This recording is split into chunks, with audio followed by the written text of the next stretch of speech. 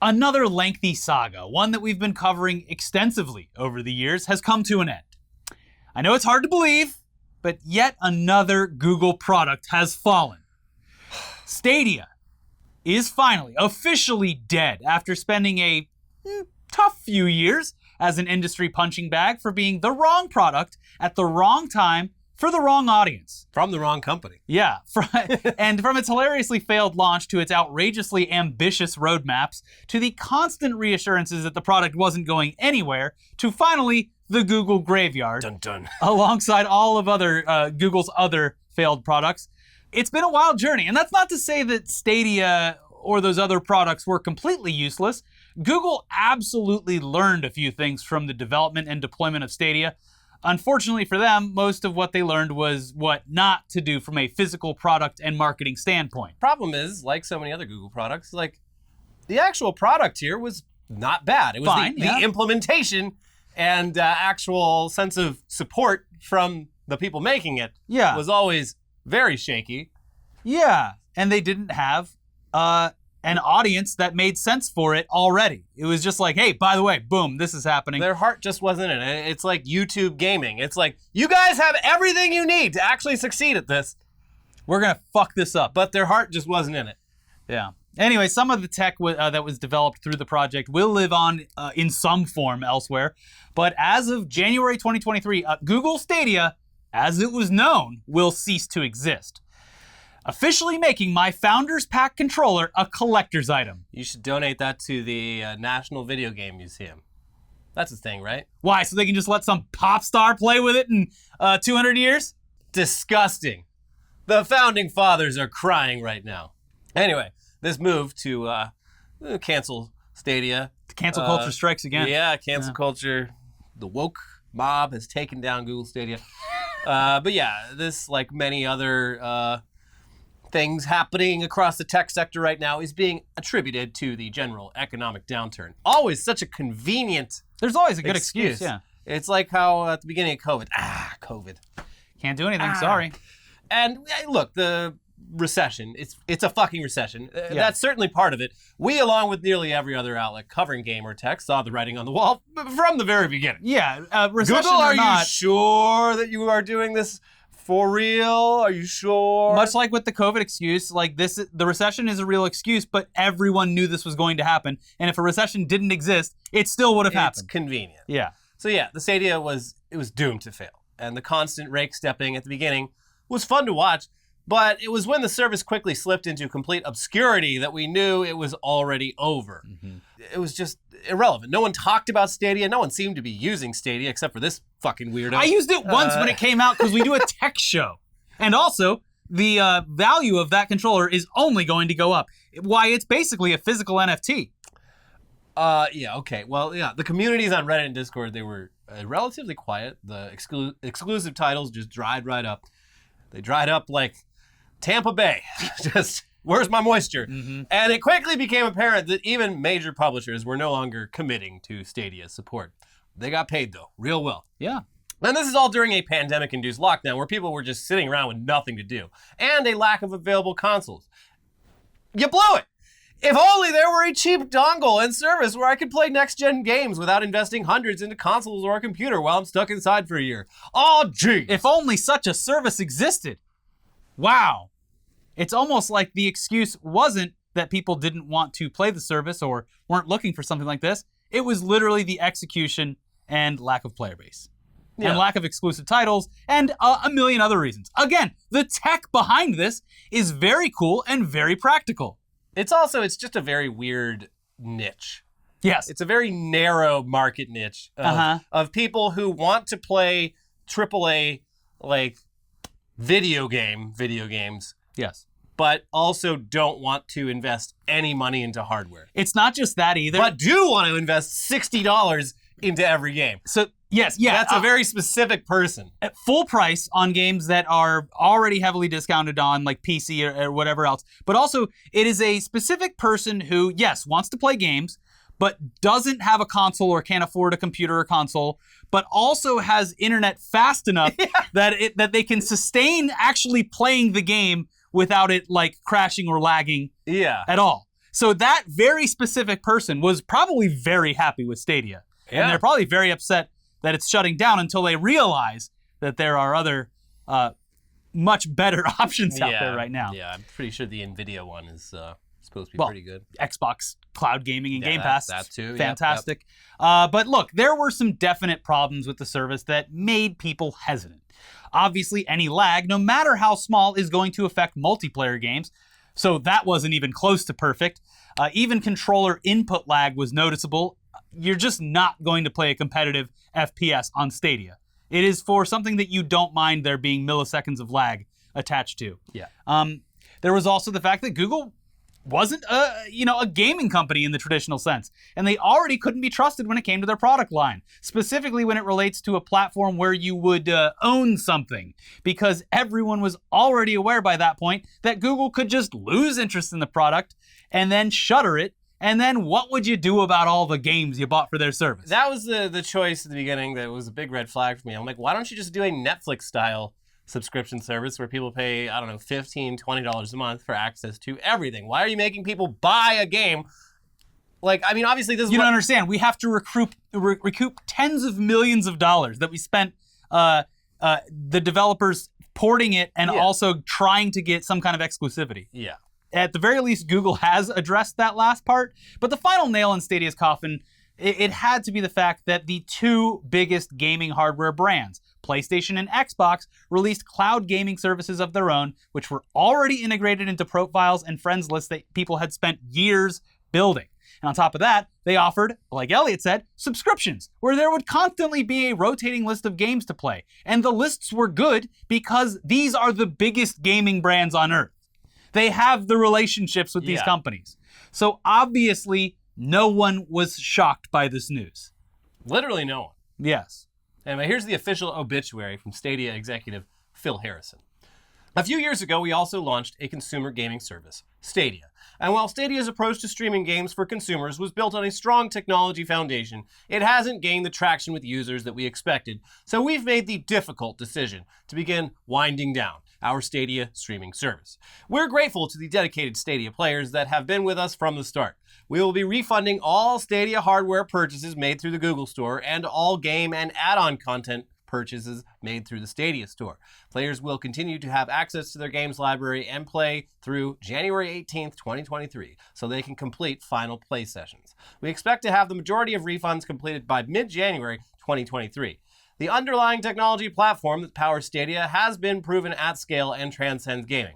We see clear opportunities to apply this technology across other parts of Google like YouTube, Google Play, and our augmented reality efforts, as well as make it available to our industry partners, which aligns with where we see the future of gaming headed. So that's nice. At least let's pretend this never happened. Not only do I have a incredible piece of history, a collector's item, but they're paying me back for testing it out. You don't even have to send it back? I think it's just Google credit that automatically, they're not going to send like a Visa card or whatever. What are they going to do? But it'll be a Google credit that's just attached to your account. Yeah. So, jokes on all of you. So if you were a Stadia user this whole time, this is a hell of a deal. You just played games for free for like 2 years. Yeah. And zero loss on investment, as long as you don't mind some, Google credit, which sure. Why not? Watch a couple movies. Yeah. Yeah. Rent them, though, because you're not going to own them, No. So, but yeah, just a little, for a little cherry on top of all of this, here's a tweet from Jason Schreier, where he shows the Stadia exec, the one that just wrote the obituary, that Stadia exec's 2019 response to a question about the potential longevity of the project. Is this just another ambitious Google product that will disappear in a few years like Google+? I understand the concern, but I think that all you have to do is look at the level of investment that we have made and continue to make in Stadia. This is not a trivial project by any means. This is a very, very significant cross-company effort that isn't just my team, but it's also across YouTube. It's across our technical infrastructure and networking team. It represents thousands of people who are working on this business. And then it's right next to the part of it where it's like, unfortunately, we're closing Stadia. Yeah, Stadia died on the way back to its own planet. Yeah. I mean, he probably believed everything he was saying there, too. I imagine this was like everything. Google's such a large company with such a large market cap. It's like, he's probably gotten to play with more money than he's ever had at his disposal at any other job in the video game industry. He's like, no one would be spending this much fucking money unless they were really in this for the long haul. But meanwhile, up at the top, it's just a fucking line item. They're like, all right, well, okay. Let's get rid of Stadia. We gave it a shot. Yeah. But Schreier adds in a later tweet that, quote, the amount of money Google spent to get games on Stadia is so shocking that I still can hardly believe it, even after corroborating with multiple sources. Tens of millions of dollars per game for Red Dead 2, Assassin's Creed, etc. What a money pit. So yeah, also apparently Google didn't tell any of the remaining developers that the service was shutting down. So some found out on Twitter at the same time as everyone else. One guy was like, we have a game coming out on this platform 2 days from now. Yes, you do. And look, that's still the truth. Yeah. And everyone can play that wonderful game until mid-January, which is just a few short months away. Why is anyone mad? You got to play free video games for 3 years. So, anyways, flawless execution, as always, Google. Rest in peace, Stadia. We will always remember the good times. Like when you dismantled your internal game development team, then promised the public over 100 new games in a single year. Thanks for the memories. Didn't they buy multiple game studios just to shut them down like a year later? I think that happened at least on one occasion. But according to Schreier, their goal was to buy up more studios to try to get exclusives. So they could have actually done even more damage to the gaming world. Wow. Yeah. I mean, they were really pushing Bungie hard, or Destiny hard, and Bungie is a company that has changed hands multiple times. So it wouldn't have been surprising to see Google buy Bungie only to then just completely dismantle it. That would have been pretty crazy. Pretty upsetting. Anyway, while we're referencing doomed products and services, which basically give away everything for free, much to their own, demise. Yeah. MoviePass 2.0 exists in some kind of invite-only purgatory as it attempts to somehow provide a worthwhile product that lasts more than one financial quarter. So MoviePass 1.0, on the other hand, the classic MoviePass. Yeah, MoviePass Classic. Yeah. They've obviously been dead for a long time after very generously, very philanthropically burning through their investor capital to provide hardworking Americans with free movies. While that wasn't exactly the intention of the service, they did what most industry-disrupting startups did at the time. They overspent and overprovided in order to lure in throngs of happy customers before inevitably flipping the switch, bringing the pricing structure closer to reality, and making a hefty profit off of people who stuck around because they got used to a subscription model for going to the theater, or somehow weren't notified at all, or they were dead and the bills just kept auto-charging. Or locked out of their accounts while the bills were auto-charging. Whoops! Oh, jeez. Now, the problem with that is, though, that MoviePass never even got to the last stage. Well, they didn't even get a chance to really flip the switch. If you're doing this right, and I think this is, in my opinion, it's wrong pretty much no matter what, but you want to lose money the first couple of years so you can build up the ability to profit. Yes. MoviePass did not have any end game for this. No, and also it has, as we see now, been proven to work when the industry can actually be disrupted by the product you're introducing into it. Yeah. Like Uber and Lyft destroying the taxi cab industry. MoviePass is completely dependent on AMC and Regal. Every other thing is just like, okay, so you're just going to pay us money so people... Sure, whatever. Fine, but we are not involved in this at all. Keep our fucking names out of your mouth, MoviePass. So MoviePass, they never even got to the last stage of that whole 2010s startup mentality. In the underpants gnome school of business, they barely even made it to the question marks. I mean, it was a lot of question marks. They were like, found company, give people movies for free, question mark, profit. I think their plan was AMC is going to be so happy with us that then maybe they'll buy us or start an official partnership. And AMC's like, hey, cool idea. Anyway, we got this thing called A-list stubs. Yep. It's like MoviePass, except it's real. We make most of our money off concessions anyway. Yeah, so get in here and get a popcorn. Anyways, there was obviously plenty of speculation and legitimate questions about the intentions of the founders and their financial backers throughout the history of MoviePass. And it looks like, according to reports from the Securities and Exchange Commission, MoviePass was always a fraud and was founded on a lie. Here's Variety. MoviePass was founded on a lie, the Securities and Exchange Commission alleged in a complaint filed on Monday night. The company introduced its $9.95 a month all-you-can-watch subscription plan in August 2017. According to the complaint, executives Theodore Farnsworth and Mitch Lowe knew that the offer was just a marketing gimmick and that the price was unsustainably low. But in public, they claimed that they had done rigorous market testing and determined that they could turn a profit. In fact, they had done no testing, the SEC said. Asked by Variety if the company would eventually have to raise its prices, Farnsworth said, "The answer is no. Critics," he went on, "don't understand our business model." This is like as bold as saying you're not going to change the price of the Costco hot dog, despite having an entire Costco worth of stuff that backs up the discounted price on the Costco, on the hot dog. It's like doing the Costco business model, except all you sell is hot dogs. Hi, welcome to Costco. Here's your free hot dog. Is there anything else to do here? Nope, you've done it all. Well, we're in the red again this month. Jesus, I don't know what to do. I don't know. We're going to climb our way out of Our this. claim to fame is the $1.50 hot dog. And if we do something about that, well then, less people will come. But we'll also, we might profit. I don't know. We got to keep that. The hot dog stays $1.50. The movies are free. They are $10 a month. You can see whatever you want. And I don't want to hear anything from our financial backers, our accountants, or the press. Yeah. The reporting continues. Helios and Matheson Analytics, the parent company of MoviePass, would go bankrupt after burning through hundreds of millions of dollars. According to the SEC, Farnsworth and Lowe repeatedly lied to the public about the MoviePass business model and then, as losses mounted, devised fraudulent methods to try to staunch the bleeding. The SEC accused Lowe and Farnsworth of violating securities laws and of profiting from their alleged fraud.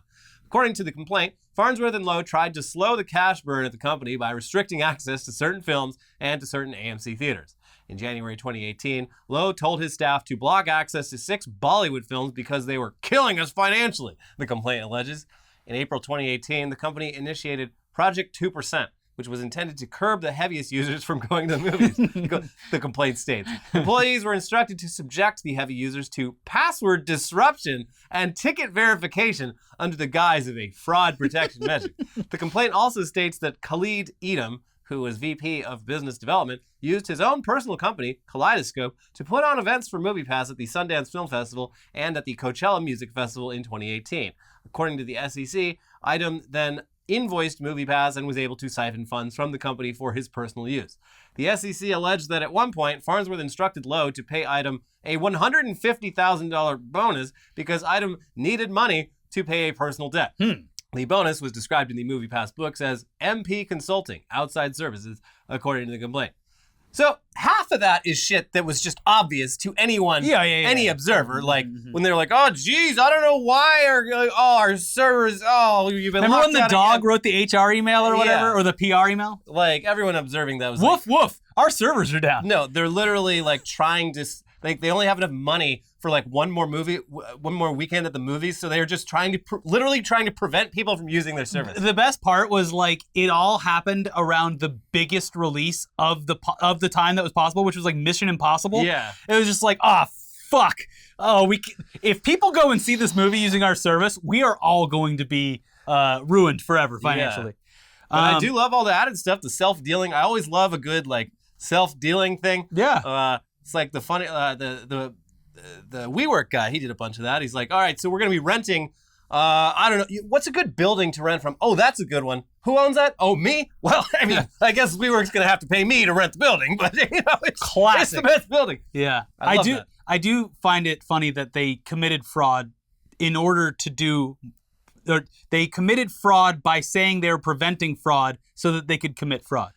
Yeah. Yeah. That's why it took the SEC like 3 or 4 years to even like. They're just like, hold on, we have to call in our 5D chess expert here. Yeah, anyone here know quantum physics? 'Cause we got a live one over here. So sure, was MoviePass a fraud? Almost certainly.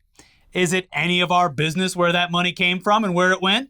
Oh, I'm sorry, I couldn't hear the question over the sound of all these free blockbuster movies. Yeah, you biting the hand that feeds you movie tickets? I feel like there was even like a concerted effort back then to just not Like, guys. President Biden, pardon these men. Yes. Pardon Ted Farnsworth and Mr. Lowe. Codify MoviePass. That third guy, a little sketchy, and this is my first time hearing his name despite covering MoviePass for all these years. So you can send him to jail. But Mr. Farnsworth, let that man in the barrel walk free. Yes. He sacrificed everything, including clothes off his own back. Mm-hmm. A bunch of billionaires had to suffer a little bit just so that everyone could have free movies. This is a victimless crime. Yes. This is a cool crime. No one good lost money on MoviePass. And everyone enjoyed themselves who used it. Yeah. Yeah. MoviePass is actually the coolest crime of all. It is. It might be. But let's move on, though, because it looks like we have another new contender in the ongoing culture war in this country. Historic flutes owned by former presidents. Didn't you have that on your bingo card, did you? Well, that's right, folks. Everyone is absolutely fuming about an item that they had no idea even existed a few days ago, because the Library of Congress met with recording artist Lizzo and allowed her to play a flute owned by a former president, made by a Parisian. Yeah, a 250-year-old flute. Let her play that thing on stage. Made out of crystal. It's so delicate. On stage and off. Yeah. Yeah, she was privately playing it too. Yeah. Mm-hmm. And whenever I play with the flute privately, people look at me like I got better things to do. Whenever I play the flute privately, I say, keep out, baiting. Go away, baiting. Anyways, the same typical reliable group of posters were livid that such desecration could occur. Blowing into James Madison's prized flute? A gift from a French craftsman? How dare you? How dare you? This is the one that broke me. Most of the time, these people they're mad at stuff. I'm like, I guess there's some plausible. I'm like, I guess I see where they're coming from. They still they're dumb as fuck, but whatever. But this one, I'm like, what the fuck are you mad at? Why are you mad? I don't understand. Also, this is far from the first time that anything like this has happened. It's cool. Yeah. A really old flute made out of crystal or whatever, some decadent thing that's been sitting in a museum for 200 years. The world's literally the most famous flute player on earth took it out on stage and showed the crowd. That's it. That's pretty cool. The other thing too is the flute. It hasn't been in a museum forever. It was owned by a private collector until the 30s. Some dude who was just like, "Hey, you want to see a crystal flute?"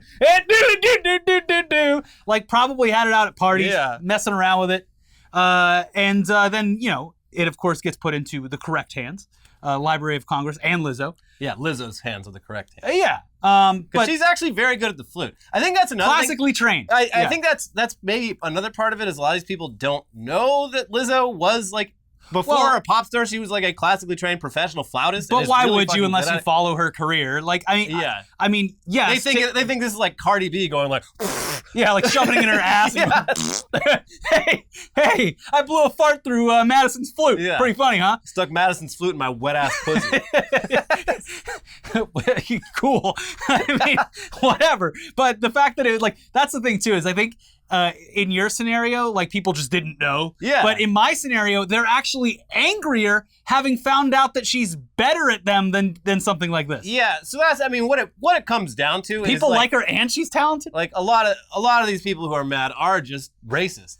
Yeah. And in a lot of cases, I don't like to call people racist willy nilly, but in this case, I'm no, that's you literally just don't like a black woman touching a white man's flute. That's all I can fucking come up with. It's honestly... and the way they're writing about it, they're like, oh, this is a desecration of our founding fathers. They're getting revenge on the founding fathers for slavery. I'm like, that's an interesting angle. And even if that were true, cool. Good. Yeah. Good. Yeah. Fuck James Madison. And fuck his flute. Yeah. And that's the thing, too, is it was made as a gift for his inauguration. James Madison may have never even touched it. Yeah. Cool. A gift from France on the pile. Yeah. What the fuck? Yeah, it's... the French don't even own half this country anymore. I cannot fathom being mad about this. Because I saw the video, the other day when it got posted on Twitter. I'm like, oh, hey, pretty cool. I had no reaction. I didn't know James Madison had a flute. Yeah. That's cool. And then I wake up today, it's people are just losing their fucking minds over this shit. Yeah, people are so angry. Well, I'd be out in my truck making a rant video if my truck wasn't covered in 7 feet of storm surge. That's the one thing is this actually isn't as crazy as it would be in a normal week. Half the people that would be posting are they're busy. Their cell phones don't work and their roof blew off. I got to call my brother to drag my boat back out to the ocean. So anyways, yes, Lizzo played an old flute. But in doing so, actually educated an entire generation of people on its significance. Now everybody knows about this damn flute. It is inescapable. Here's the New York Times with more on the significance of the moment and why it's not just some random pop star playing around with an artifact like it's a toy. A classically trained flutist who began playing when she was in 5th grade and considered studying at the Paris Conservatory, Lizzo has woven flute into many of her songs, has played virtually with the New York Philharmonic, and her flute, named Sasha Flute, even has its own Instagram page. But waiting for her on Tuesday night was an exquisite and highly breakable musical instrument that had arrived at her concert in Washington under heavy security. A crystal flute that a French craftsman and clockmaker had made for President James Madison in 1813. "I'm scared," Lizzo said, as she took the sparkling instrument from Carol Lynn Ward Bamford, a curator at the Library of Congress, who had carefully removed the flute from its customized protective case. "It's crystal. It's like playing out of a wine glass." As the crowd roared, Lizzo played a note, stuck out her tongue in amazement, and then played another note, trilling it as she twerked in front of thousands of cheering fans. That's why they're mad. She then carried the flute over her head, giving the crowd at Capital One Arena one last look before handing it back to Ms. Ward Bamford. "I just twerked and played James Madison's crystal flute from the 1800s, Lizzo proclaimed. "We just made history tonight." History was made. The reporting continues, adding that it was a symbolic moment as Lizzo, a hugely popular black singer, rapper, and songwriter, played a priceless instrument that had once belonged to a founder whose Virginia plantation was built by enslaved black workers. And the flute had been lent to her by Carla D. Hayden, the first African-American and first woman to lead the Library of Congress.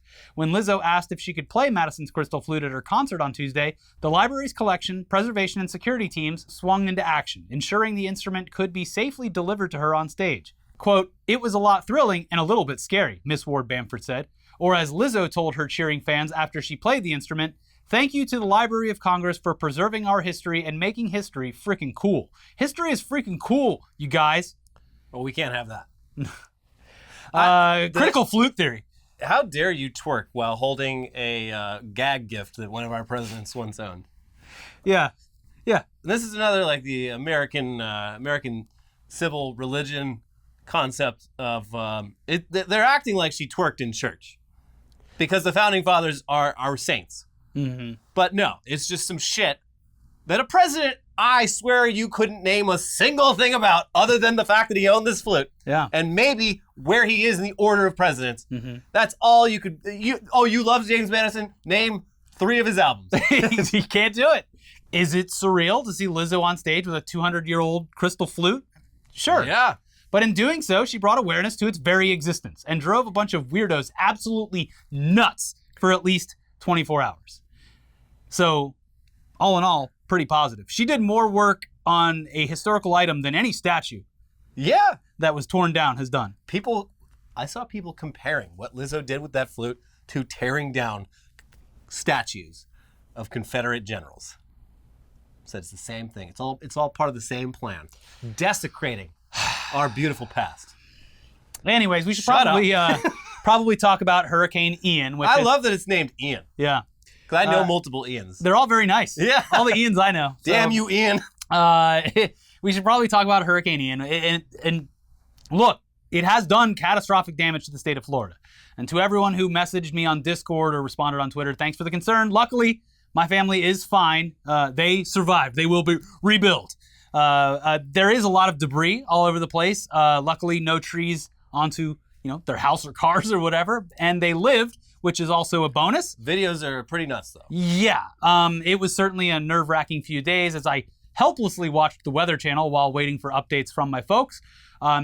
They are fine, but unfortunately, the same can't be said for thousands of other people, their homes, and businesses. And this is all just about a week after the government failed to properly respond to the destruction in Puerto Rico, where a lot of citizens are still without power. Still, the destruction that we've seen over the past few days is immense, and it will take months for things to even get close to normal in some cities on Florida's west coast.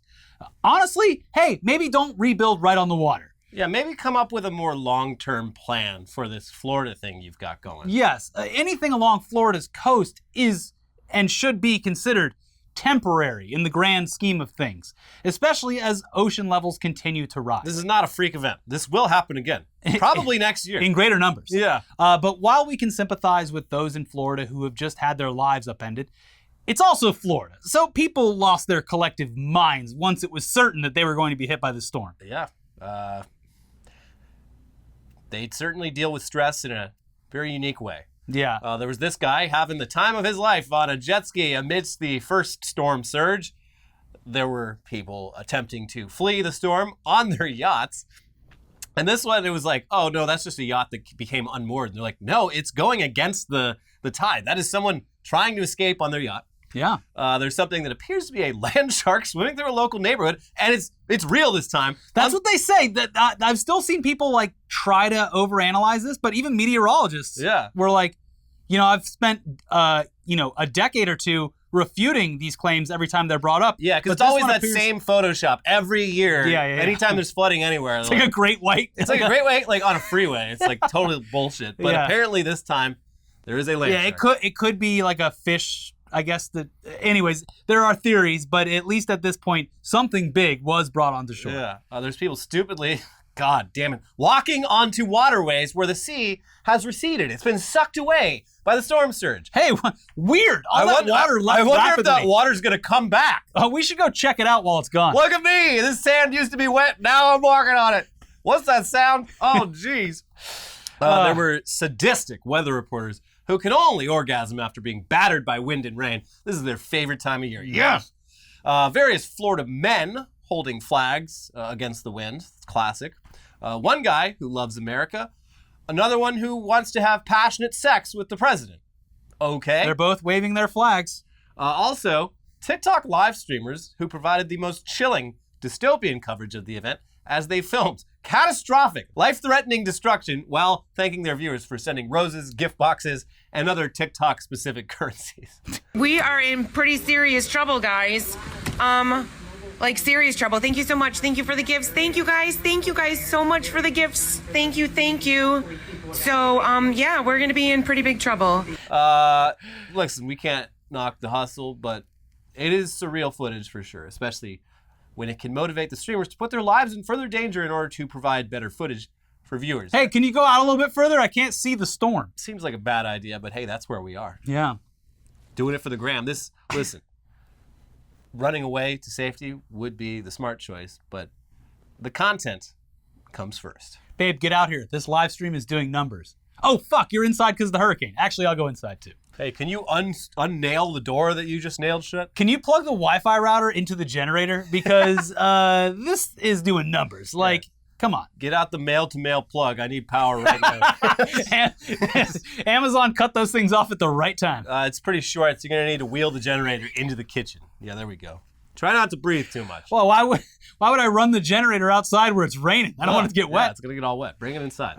Anyways, one of the more entertaining, less dangerous moments that went viral from reporting on Hurricane Ian was when local NBC reporter Kyla Gaylor was handed a microphone with a condom on it. Uh-oh! Wow! Kind of fun. People couldn't believe that someone would host a serious news report about a life-threatening hurricane with a silly little condom on their microphone. No time for jokes, lady. This is serious business. Other people online, they just simply refused to believe that the video and images were real. And they were clearly photoshopped to mock this poor young reporter. But no, it was real. It served an important purpose. High-end devices, they don't work well when they get wet. Gaylor explained this very obvious purpose over on her Instagram page where she said, "A lot of people are asking what is on my microphone. It is what you think it is. It is a condom. It helps protect the gear. You can't get these mics wet. There's a lot of wind and a lot of rain. So we got to do what we got to do, and that is put a condom on the microphone." Yeah, they're very useful. Yeah. I remember... I just hope it didn't have lube on it. I hope it was lube-free. I do love those. Because then you're going to drop the microphone. The implication, though, is all the stores are closed. No one's out on the roads because there's a hurricane. Someone on this crew thought they were getting laid during a hurricane. At least they thought the option would come up to get laid during this hurricane. Oh, what are we going to do? The mics are going to get wet. Now, hold on. Actually, yeah, what should we do? I'm going to wait like a good 5 or 6 minutes before I propose my idea, which is to pull out my wallet. Like, oh, has that been in your wallet for a long time? Well, yeah, but everyone does that, No. right? No, this is a common thing. Even on old productions that I worked on a decade ago, we had a movie, like it was a Lollapalooza music festival. We had to put them over the lav mics because it was like everyone was standing outside, and like you get like a drop in the wrong place, and you just ruined $1,000 microphone. Condoms are very useful. You can stretchy, stretch not that gonna shit break. out, put the whole fucking thing in and close it shut. They do have to make one without the reservoir tip, specifically for news anchors, though, because that's what gave it away. It's a dead giveaway, yeah. Anyways. So we love updates on this show, don't we, folks? Yeah. The best updates, the biggest. We have an update on an absolutely insane story that we covered a long time ago. So the case against multiple eBay executives who were alleged to have stalked, harassed, and emotionally terrorized, not putting it lightly, they terrorized a couple in increasingly bizarre ways because they were upset about how the company was being portrayed in a newsletter that these people were writing about. Seems like a rational... A very niche newsletter for like people who sell shit on eBay. Yeah, but a very rational response from eBay and their executives. I'm going to fly out to like Cape Cod or whatever, and we're going to like, let's just fucking break into this people's house and kill them. No. I got a better back. But yes, we will break into their house. Yeah. All very stupid, but also it's psychotic shit. Like you read the details, like what? At least one of the people on this team is a fucking sociopath. He's just like getting off on this. It's just like a constant one-upmanship. Mm-hmm. So here's some info from an older article. 6 former eBay Inc. employees have been charged with waging an extensive campaign to terrorize and intimidate the editor and publisher of an online newsletter with threats and disturbing deliveries to their home, including live spiders and cockroaches, federal authorities said Monday. Executives were upset about the newsletter's coverage, so their employees set out to ruin the lives of the couple who ran the website, sending a funeral wreath, bloody pig face, Halloween mask, and other alarming items to their home, authorities said. The employees also sent pornographic magazines with the husband's name on it to their neighbor's house and planned to break into the couple's garage to install a GPS device on their car, officials said. Well, good news. The eBay executives involved in this harassment campaign have been found guilty and sentenced to prison. Dun, dun. Here's the Associated Press with more. A former eBay Inc. executive was sentenced on Thursday to almost 5 years in prison for leading a scheme to terrorize the creators of an online newsletter that included sending live spiders, cockroaches, funeral wreath, and other disturbing deliveries to their home. David Steiner, who along with his wife was the target of the harassment campaign, told the court that eBay former senior director of safety and security, James Baugh, and other eBay employees made their lives, quote, a living hell. He expressed fear that other companies would use it as a blueprint to go after journalists in the future. This was a bizarre, premeditated assault on our lives, with buy-in at the highest levels of eBay, Steiner told the judge. Another former eBay executive, David Harville, was sentenced later Thursday to 2 years behind bars for his role in the scheme targeting David and Ina Steiner, the publisher and reporter who angered executives with coverage of the company in their newsletter, E-Commerce Bites. Baugh and Harville, eBay's one-time director of global resiliency, are among 7 former employees who have pleaded guilty to charges in the case. Both Baugh and Harville apologized to the Steiners for their actions before their sentences were handed down. Baugh told the Steiners he hopes they will forgive him someday. No, fuck you. I take 100% responsibility for this, and there is no excuse for what I have done, Baugh said. The bottom line is simply this. If I had done the right thing and been strong enough to make the right choice, we wouldn't be here today. And for that, I am truly sorry.